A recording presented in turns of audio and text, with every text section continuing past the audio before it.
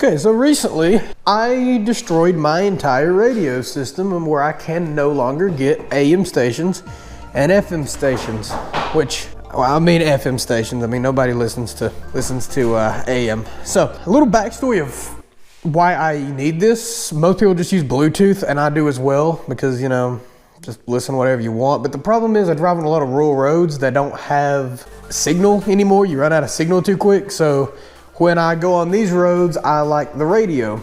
Well, this car had, like, you know, your classic like big antenna, but I wanted small antenna because I think it looks a little better. So I went down to AutoZone and I paid, I think, $20 to get this short one. And the problem started as soon as I got it out of the box, and I just didn't really like the way it looked. You can see it's just rubber. It's just rubber. And maybe even if I took this rubber coating off, there's metal, and I would get better signal, and we might test that. Although I hate to cut this thing up, but it don't pick up radio, so I mean, it's kind of fucking useless. I then decided that, okay, so this doesn't work. It picks up really bad signal. I'll counter it and still keep this. So I spent more money, and I got, well, you can't see it because it's behind the radio, but it's a radio booster, and all that thing does, it plugs into your battery, and it plugs in both sides of the antenna, and it boosts the, I guess, the voltage or current, something flowing to your antenna. It expands the range, apparently. Didn't fucking work. It picks up like some very staticky sounds. I'll pull the car out here in a minute and let you hear it. Another problem is, as you'll see, my battery is disconnected. Now, obviously I did this. The reason I did this is because when the battery is plugged in, the booster emits a blue light, which I'm pretty sure would drain my battery after a while. Let's pull the car out and we'll just see how the radio is right now as it sits.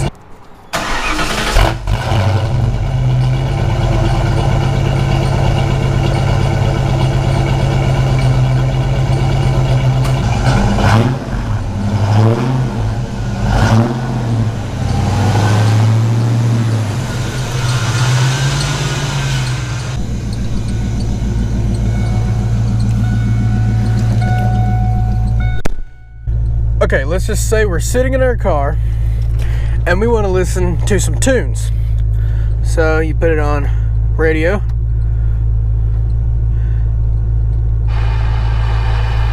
Static. Search. Can't find anything. And you can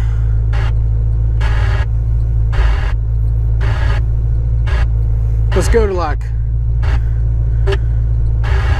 wait.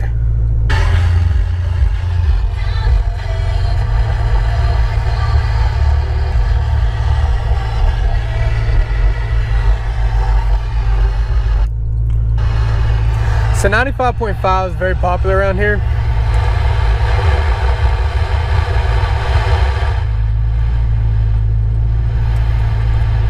And you can hear there is like some like music in there, but not a lot. So what we're gonna do first is we're gonna take that antenna off and put the old long one with the booster on it. So let's see if the booster is the problem, because that's a very easy thing to take off and put back on. So we're gonna pull back in the garage for a second.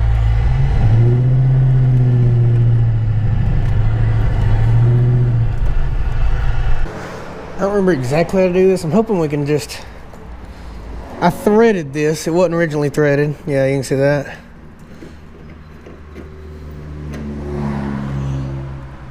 And there's a little bit of wire in there because I put some wire to better hold.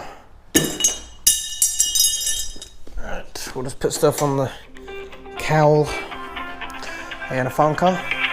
Okay, so some slight interruptions later, and we've now got the antenna out from my old one, but I've had this antenna off the car for a bit, so you can see it's built up some rust and corrosion. So what we're gonna do,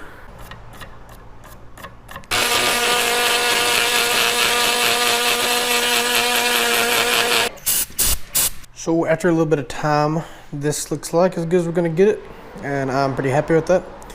So We're gonna install it on the car, but first, we're gonna get us just a bit of wire. So the way I do this, and I'll explain why in a minute.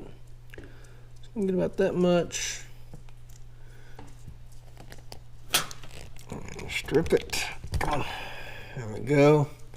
Get the wire out. Twist it just a little bit.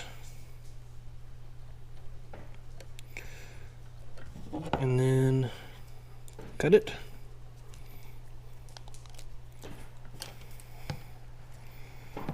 That's what we want.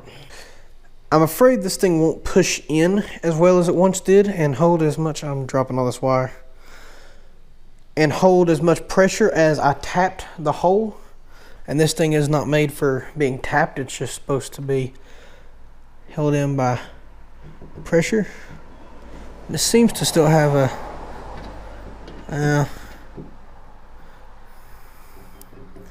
no, it doesn't have much grip. So we're gonna put this wire in,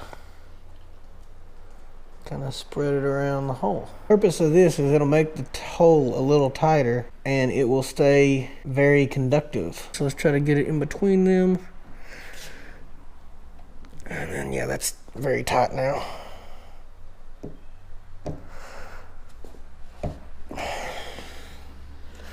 Maybe we should have used a little less wire. Actually, let's work it out and grab a few out. There we go.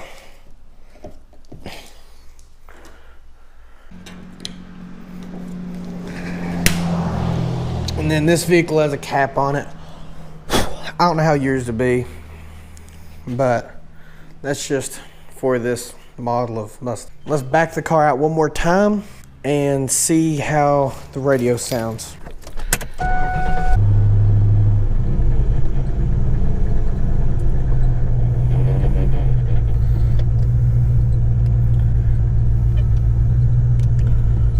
Okay, we are outside now. Big antenna on and the booster still in there, and let's see.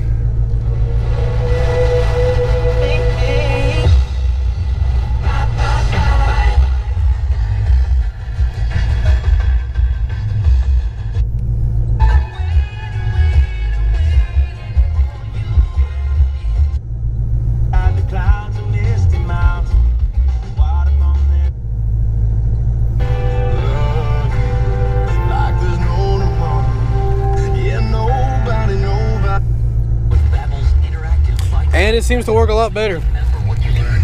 So what we're gonna do, put it to 95.5. If I can get it to.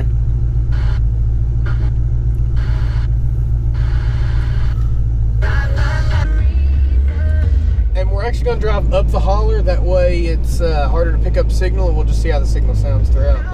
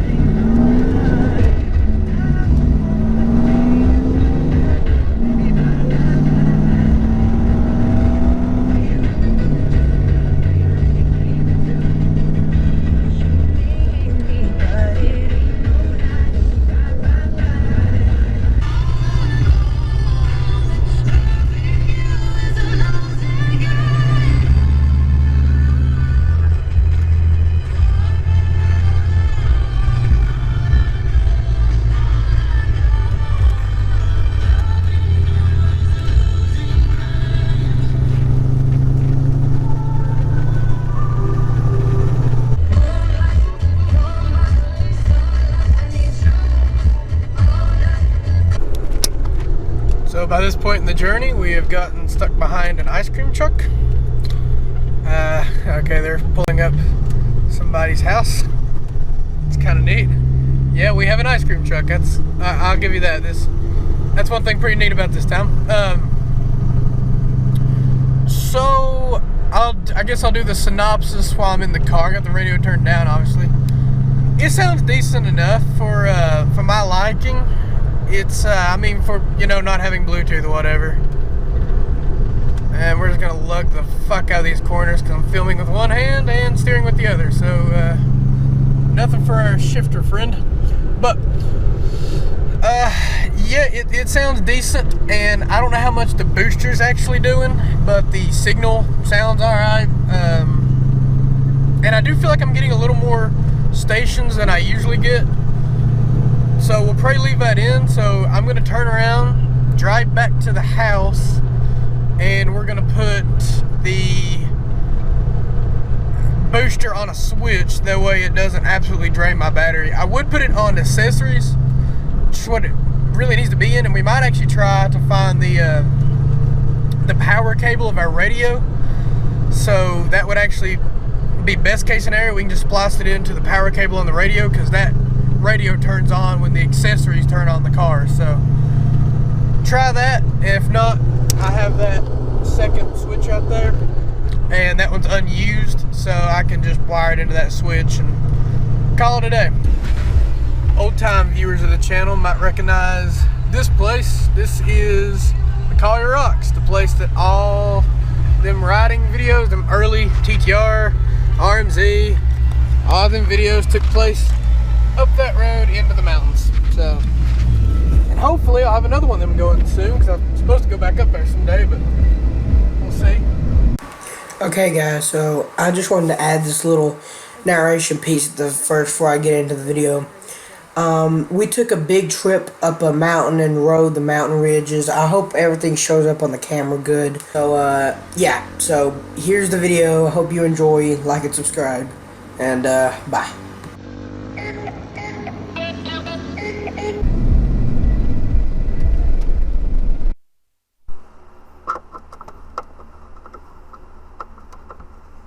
Okay, I wish the wiring in this car was a lot cleaner. I'd like to clean it up one day. Maybe when I do a bunch of work to this car one day, this will be one of the things. But let's go over the fuck you wiring. So obviously this is the 12 volt that the booster needs. So it just needs 12 volt from anywhere. We're getting it from the battery. 12 volt going into this car. This wire right here that just connects to this, that's for my underglow. That's the positive of underglow, so I'm just going to black tape that up. I'm going to black tape all this up. This red wire here is now just twisted to this wire. This red wire is the 12 volt going into this car, or into this part of the thing where I've just ran. It's just a 12, it just goes to the battery, right? It's just 12 volt to the battery. This is wired to both. It connects to this, which is the input of the underglow, and the output of the underglow is right here. So this is input, needs 12 volt, and then when I flip switch, 12 volt goes out here. But it also ties into the input of this switch. So this one wire is giving voltage to both the inputs of both switches. Now this is the output of the second switch. So when the second switch is switched, the input of this is going to connect to the output of the switch on this one. So one 12 volt wire is powering both inputs of different switches, but both switches when switched power two different things. So I'm going to black tape this all together and put this connector over those so that they can plug into the first one, and show you what the ended work. Alright, so I've black taped everything together now and put the proper connectors on. I put the black tape on just to make sure wires don't fray, and also if they touch, it prevents a short. So it don't need this tape. It ain't like I'll just tape connectors together. Alright, so everything's buttoned up, and you can see you can't see the rat's nest anymore because I shoved it behind this panel. It reminds me of the saying, grinder and paint makes you the welder you ain't, and it goes for this too. As long as you can shove shit. They got wires shoved fucking everywhere up under there, but they're shoved just far enough you can't really see them. Those need to be tucked up a bit more. Maybe a zip tie. You see when I flip the switch, you see a blue light down there, which I kind of like, because there's a little gap in the panel. And then when I flip this first switch, the underglow should fire on. It does. So a job decently well done. I'll give myself a little credit for this one. I've had some repairs go awful last couple days. I really wanted to film it, but there was just a lot of people there and it'd been kind of weird. I'm kind of weird about filming around like people that don't know I do this shit. So we were putting a air horn on a Ford Ranger. I'll put the video in here, but it's pretty hilarious. Yeah, but we put an air horn in a Ford Ranger and it sounds like a clown horn now. It's amazing, but we fought with the relay. He was happy enough with it. I got it to him where it would work. Every time he pushed his horn, it would play this clown horn instead of the real horn. So he was happy with that, but I really wanted it to have it on a switch. That way, when the switch was on, it would just have regular, I mean, when the switch was off, he'd have a regular horn when he pressed it. When you push it down, it would turn the switch on, it would have a clown horn in it, but that didn't happen. But I hope you guys enjoyed this video. If it was helpful or just fucking entertaining in some way, subscribe. I enjoy seeing that number go up because it gives me a small dopamine rush. And like the video if you want to do that thing, and if you don't, I'm gonna put him down. Willie, if they don't like, I'm gonna put you down. Nah, I'm not. He's 9. He's 9. I've had him too long. Goodbye, people. Good boy. Good boy.